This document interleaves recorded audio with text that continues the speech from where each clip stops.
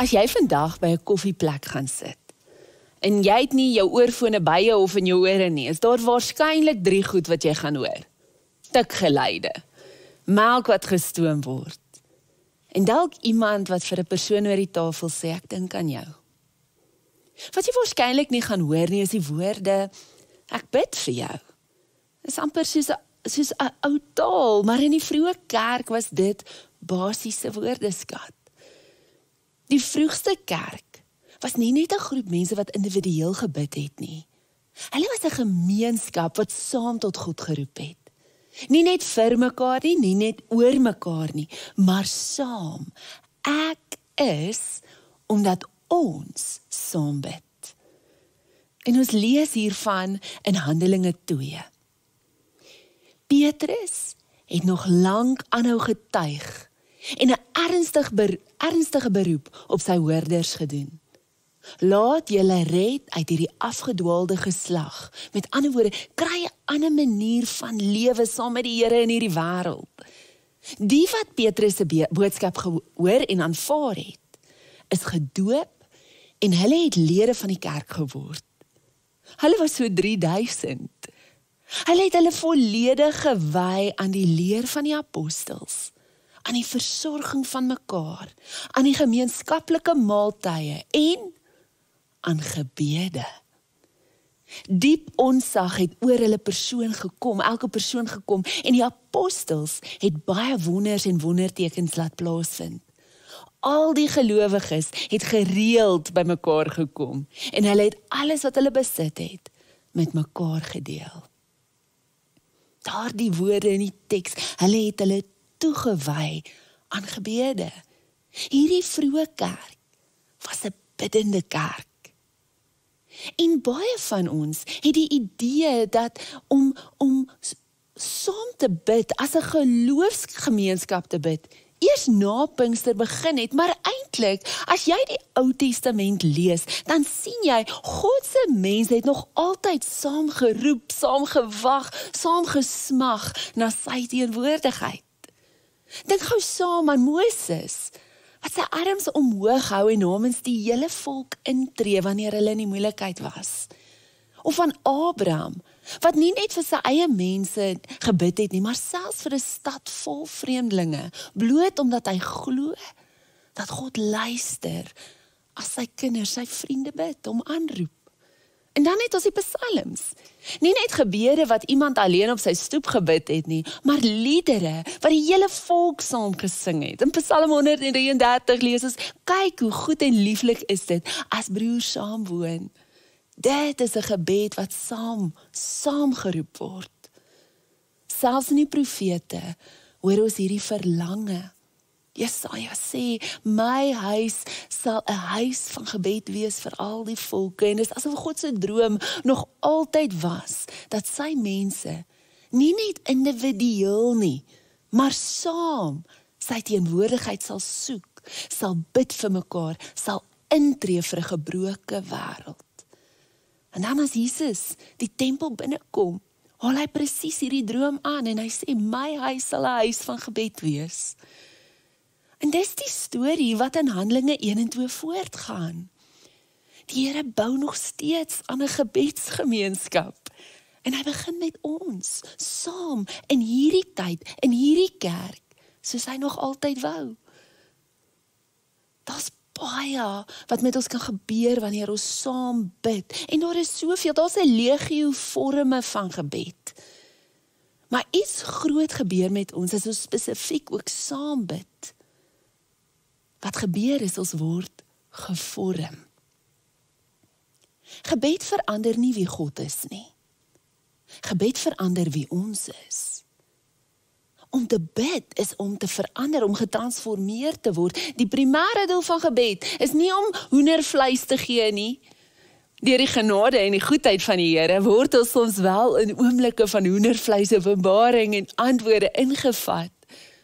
Maar dis byprodukte van iets veel dieper. Die ware doel van gebed is om ons in so 'n lewe van verhouding met die Vader te bring, dat ons gevorm word na die beeld van Jesus. Ons word innerlik verander. En dalk vandag 3 maniere hoe die vorm van gebed waar ons saam bid, ons vorm. In die eerste plek, dit vorm ons verhouding met die Here. En dit is so, ons moet tye hê waar ons alleen gaan bid. Jesus sê ons moet in ons binnekamer ingaan. Hy het baie keer onttrek om alleen met die Here te gaan praat. Maar dis een manier van bid. Want as jy net alleen bid, sien jy net een deel van God. Dis soos om met een oog te probeer kyk. Jy sien iets, maar jy sien nie alles nie. En daar is die ou storie van die woestynvader, Abba Sion, hy is 'n monnik. En sy hele lewe lank wy hy hom toe aan stilte en afsondering in gebed. En een nag sien hy 'n visioen van Christus. Maar dit is vaag, so amper soos 'n spieël met 'n bietjie stof op. En toe hy later saam met 'n ander monnik, Abba Makarius bid, word daardie visioen helder en hy hoor hoe die Here vir hom sê, jy het my met een oog probeer sien. Jy sien, gebed in 'n gemeenskap, saam met ander, gee jou perspektief. Jy begin God nie net met jou eie gevoelens en vrae benader nie, maar jy begin hom raak sien deur die geloof, deur die gebrokenheid, deur die trane, deur die lof, deur die stilte van ander. Ek vind, soos Augustinus gesê het, niemand het God ooit alleen gesien nie, want God is liefde, en liefde benodig 'n ander. In Handelinge 10 lees ons iets hiervan. Ek wil jou vertel van die man wat eendag sy hande op 'n sekere manier gevou het en vir die Here gesê het, as U daar is, praat met my. En die man was nie Joods nie, hy was nie ingesluit nie, hy het nie die taal of die reëls geken nie, en sy naam was Kornelius. Hy was 'n Romeinse offisier, hy was getrou, hy was ordentlik, hy was 'n man van dissipline, en soveel van ons het hy op 'n gewone middag in stilte gaan sit en bid. Geen groot woorde nie, geen formules nie, net 'n eerlike, eenvoudige gebed. En God het hom gehoor. En 'n engel verskyn aan hom. Nie met antwoord nie, net met 'n uitnodiging. Hy sê vir hom, stuur iemand om vir Petrus te gaan haal. Hy sal weet. Nou op dieselfde tyd op 'n ander plek is Petrus besig om te bid. Hy klim op die dak van 'n huis en hy bid en hy kry ook 'n visioen en verstaan nie dit dadelik wat dit beteken nie. Tot iemand aan sy deur klop en sê, ons meester Kornelius het 'n visioen gehad. Hy het gebid en hy het gehoor, jy moet na hom toe kom. En daar begin iets binne Petrus beweeg. 2 mense, 2 gebede. En dan wanneer hulle bymekaar kom, wanneer Petrus Kornelius se huis binnegaan en Kornelius sy ervaring vertel, begin Petrus iets verstaan wat hy alleen nie gesnap het nie. Hy sê, waarlik, ek begryp nou eers dat God nie sekere mense bo ander voortrek nie. En dalk is dit die punt van die verhaal, dat Petrus, die apostel, die rots, met net een oog gekyk het. En toe hy by Kornelius kom, toe sien hy iets van God wat hy alleen nooit sou raak sien nie.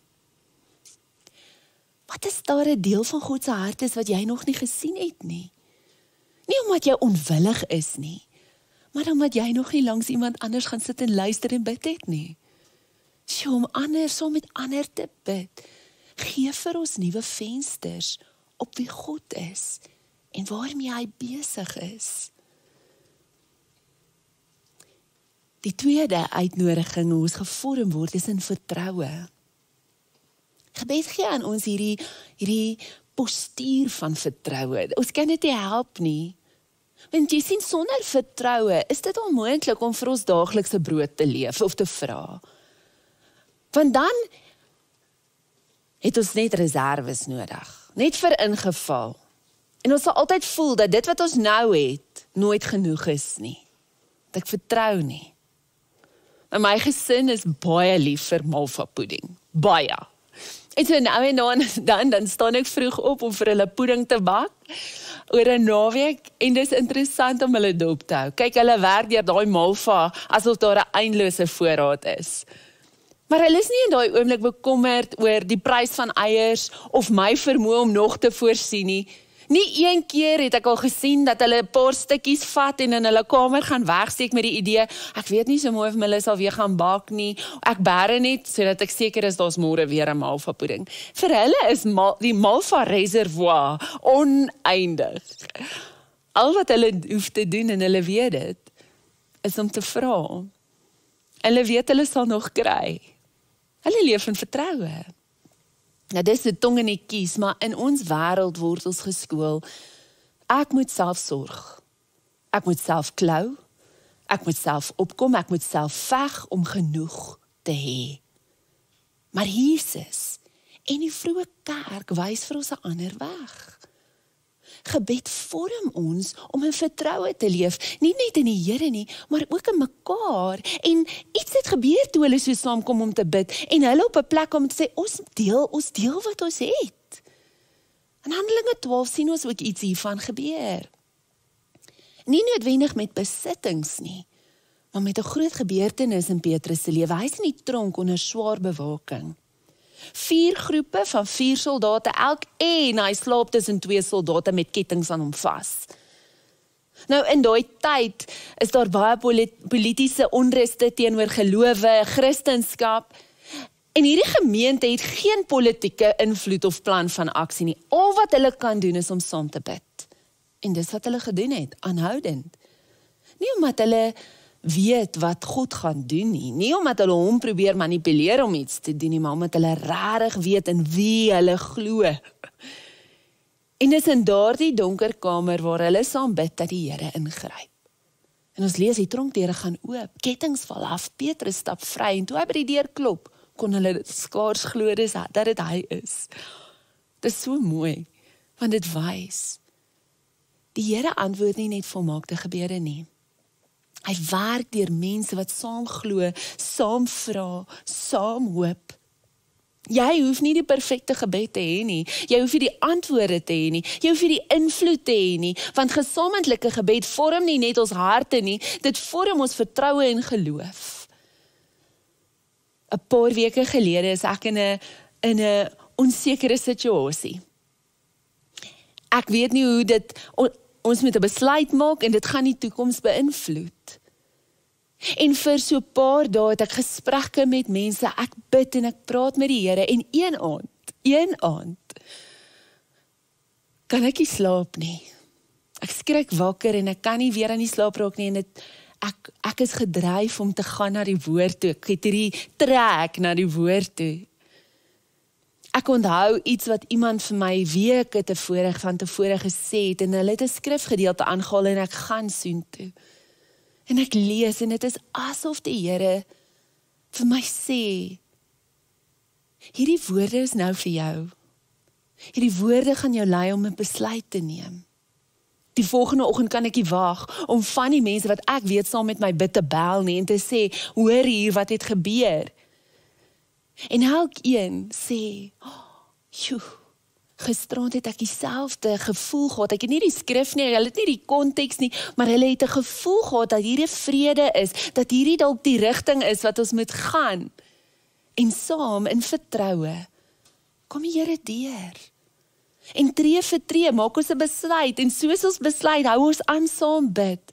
En die Here doen soveel meer as wat ons ooit kon dink, soveel meer. Hy antwoord die gebede op maniere wat ons nie gedink het, hy gaan nie. En dis nie elke keer die antwoord wat ons gedink het, dit moet wees nie. Maar dis beter. Daar's krag in saam bid, in saam vertrou. Dit vorm ons ten diepste. Daardie belewenis het my geloof nou op 'n manier versterk, soos min goed al het. Die derde uitnodiging is dat dit ons vorm om meer liefdevolle mense te wees. Jy sien, soos ons leer om saam met God te leef, in 'n lewe van voortdurende gemeenskap met hom te hê, met mekaar ook, groei daar 'n sagmoedigheid in ons, waardeur ons alle mense liefhet. Ons ontvang 'n buitengewone onderskeidingsvermoë om te sien wat in mense aan die gang is. Dis 'n misterie. En hierdie gewaarwordinge kom nie uit 'n plek van 'n skierigheid of om 'n voordeel oor ander te hê nie, kom, sodat ons saam met hulle kan gaan na daardie plek van seer of vrees, of vertroue en geloof. Om te bid verander nie net dinge om ons nie, dit verander dinge in ons. Wanneer ons vir iemand bid, stap ons binne die ruimte tussen God en daardie mens. Nie as 'n held nie, maar as 'n draer. 'n Draer saam aan pyn, 'n draer saam aan hoop, 'n draer van liefde. Dis om te sê, ek sal jou nou na Jesus toe dra as ek vir iemand bid, al kan jy nie self loop nie, net soos die vriende wat die verlamde man by die dak laat insak het. Gebed skep 'n ontmoetingsplek. My hart kan die plek word waar God die gebed vir my naaste hoor en hulle met sy liefde omhels. Ons kan saam en vir mekaar bid op soveel maniere. Party is aktief en party is passief. Wanneer ons passief vir mekaar bid, dan onthou ons Romeine 8 vers 26 wat sê, net so kom die Gees ons swakhede te hulp, want ons weet nie reg wat ons moet bid nie, maar die Gees self tree vir ons in met onuitspreeklike sigtinge. Daardie woorde, daardie idee, daardie waarheid en realiteit. Wanneer ek geraak word en innige meegevoel vir iemand anders het wat saam op die reis is, wanneer my hart breek vir iemand wat sy hart besig is om te breek en ek vir hulle wil bid en intree en hierdie woorde het nie, dan bid die Gees woorde wat ek nie het nie. So dan gaan dit nie soseer daaroor dat ons presies weet hoe om vir ander of selfs vir onsself te bid nie. Dit gaan eerder daaroor dat ons erken dat ons nie weet nie, maar dat die Heilige Gees wel weet. En omdat ons glo dat die Gees reeds namens ons intree, kan ons eenvoudig 'n naam of 'n behoefte bring. Dit met min woorde uitspreek en dan in stilte, saam met die Gees se gesig en gebed, vir daardie persoon intree en bid. Dis is 'n passiewe manier van gebed. Ons luister vir die gebed wat reeds voor God vir daardie persoon gebid word. En sonder om te veg vir die regte woorde, kan ons intree in God se liefdevolle sorg vir hulle. En saam met hulle en namens hulle, wag in sy teenwoordigheid.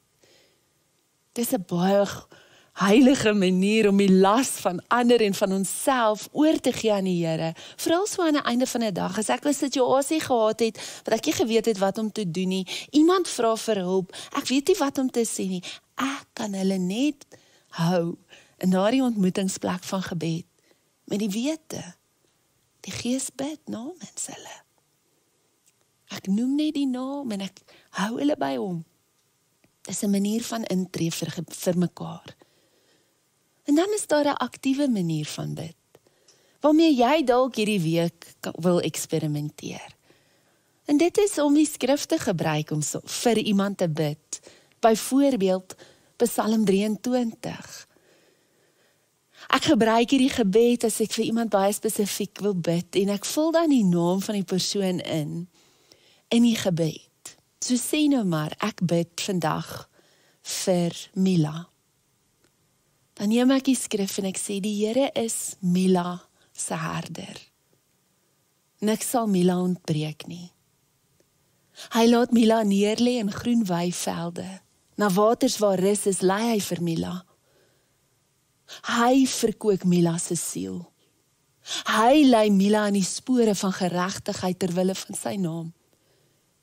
En al gaan Mila ook deur 'n dal van doodskaduwee, sal Mila geen onheil vrees nie. Here, want U is met Mila. U stok en die staf, die vertroos vir Mila. U berei die tafel voor vir Mila, voor die oë van Mila se teenstanders.